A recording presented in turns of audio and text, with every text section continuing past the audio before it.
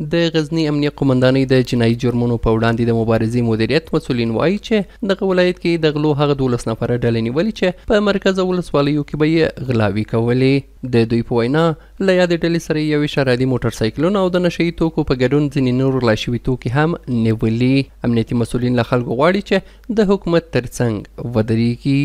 دغه تقریبا یو غټ بند و، 12 کسیزه بند و چې د غزني په ښار کې تقریبا په د شاوخوا یو کال کې چې دوی غلاوې کولې، یو کال کې شاوخوا دوی غلاوې کولې، دوی ټول الحمدلله ونیول سو سره له یو موټرسایکل نو دوی ګرفتار دي، د امنیتي او کشفي ارګانونو لخوا نیول سوي دي. ورته مهال زیانمن شوي کسان هم د امنیتي ځواکونو له کړنو خوښ دي او د دوی د لا ډېرې پاملرنې غوښتونکي دي. والا خوشحال هستیم که دائم ما خوشحال بودیم، خوشحال هستیم که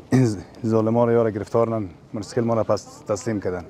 ما موتورسیکل اریانا صحت شبخانه لمخې غلو بولی و تقریبا 2 هفتې مخکې، خو بیرته د مجاهدینو په زیات کوشش باندې ما موتورسیکل 2 هفتې بعد بیرته په لاس راکړو. موتورسیکل را سره ولاړ ده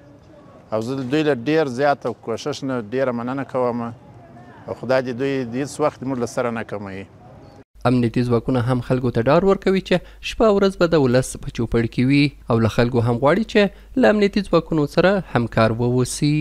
موږ په ټول توان هڅه کوو تر څو د خلکو ځانونه او مالونه محفوظ سي او د جنایي جرمونو سطحه ټیټه سي، لکه څنګه چې له اولو کلونو را په دې خو تر اوسه پورې د جنایي جرمونو سطحه ډېره ټیټه سوې او خلکو ته معلومه ده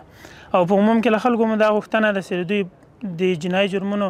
یعنی په هر جنایي جرم کې دوی کوم مشکوک کسان ویني یا جنایي جرم ویني له موږ سره دي همکاري وکړي. د مسؤلینو په وینا دغه ډلې په تېر یوه کال کې د غزني ولایت په بېلابېلو سیمو کې غلاوې کړي چې د امنیتي ځواکونو تر تعقیب لاندې وو او د یوې اونۍ په موده کې ونیول شول.